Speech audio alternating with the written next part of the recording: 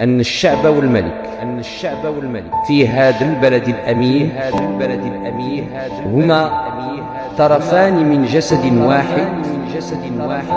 لا يمكن لأحد منهما أن يتمتع بالصحة دون الآخر،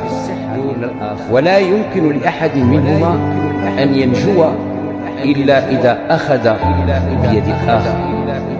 ولا يمكن لأحد منهما أن يبني ويشيد إلا إذا تعاون وتعامل.